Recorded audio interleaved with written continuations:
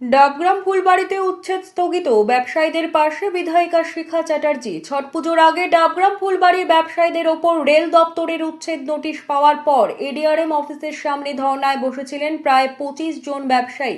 সোমবার অর্থাৎ এদিন বিধায়িকা শিখা চ্যাটার্জি তাদের পাশে দাঁড়িয়ে রেল দপ্তরের সঙ্গে আলোচনার মাধ্যমে উচ্ছেদ আপাতত স্থগিত করার আশ্বাস দেন।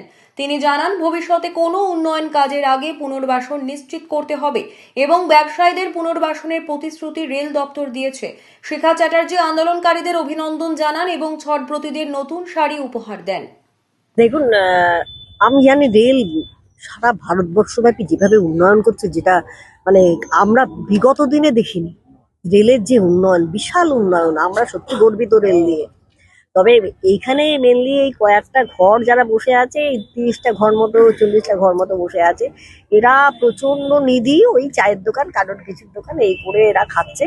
তো এনাদেরকে নোটিশ দেয়া হয়েছিল একটা ভাঙার। তো সেটাই আমরা বারবার করে সকলকে বললাম যে দেখি এইটা করা যাবে না। এই এই কটা মানুষ তার মধ্যে পুজো পার্বণের দিন এইভাবে ভেঙে যদি চুরিই হয়, এতদিন ধরে 30-40 বছর ধরে এসব বসবাস করছে, অন্তত তাহলে সেরকম যদি হয় তাহলে পুনর্বাসনের ব্যবস্থা নিশ্চয়ই।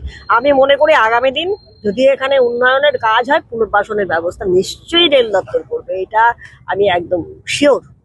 সেই কারণে এই মুহূর্তে এটা ভাঙা হচ্ছে না। যেটা আমরা এখানে দেখুন, এই আমাদের এমপি রয়েছেন, যাকে আমরা জানিয়েছি, আমাদের রয়েছেন বিরোধী দলনেতা রয়েছেন আমাদের শুভেন্দু অধিকারী, তাকে জানানো হয়েছে, রেল মন্ত্রীকে চিঠি দেওয়া হয়েছে, আমার জেলাকে জানানো হয়েছে। মোটামুটি সবাইকে জেনে সকলেরই একটাই সিদ্ধান্ত, না ওইভাবে উঠানো যায় না।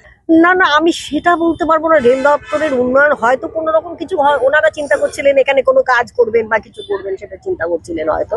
তো যাই হোক, আমার একটা কথা যে এই মুহূর্তে এরকম ভাবে ভাঙা যাবে না। এত বছরের এদের মানে বিজনেসের জায়গা, অবশ্যই রেলের প্রচুর জায়গা আছে, দরকার হলে রেল দপ্তর পুনর্বাসনও দেবে, নিশ্চয়ই দেবে, আমি এইটুকু আশা রাখি।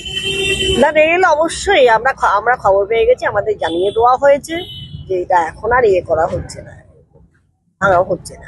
আর দেখুন, রেলের সমস্ত জায়গা তো দখল করে বসে আছে।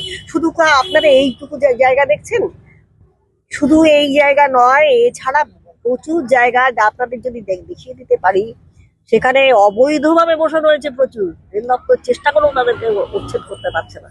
সেই অবস্থা। এই কটা মানুষ, গরিব মানুষকে উচ্ছেদ করে তো লাভ হবে না, এদের তো সংসার প্রতিপালন করতে হবে। সেই কারণে আমরা এখানে আবেদন রেখেছিলাম।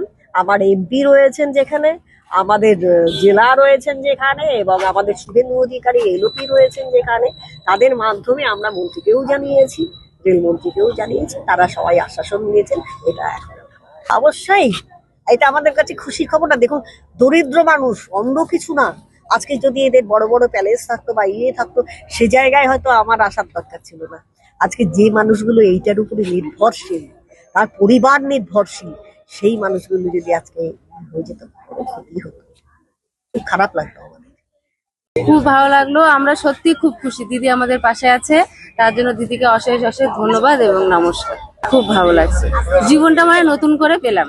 আমাদের এই যে কর্মসংস্থা যেটা ছিল, চলে গেলে তো আমাদের জীবনটাই শেষ হয়ে যেত। কিন্তু আজকে আমাদের যে দিদি এসে যে আমাদেরকে বললো যে আমাদের উচ্ছেদ হবে না, এটা শোনার পর আমাদের মনে হচ্ছে নতুন একটা জীবন পেলাম। অনশনে আমাদের একটা দিদি বলবে, আমাদের অনশন শেষ হবে।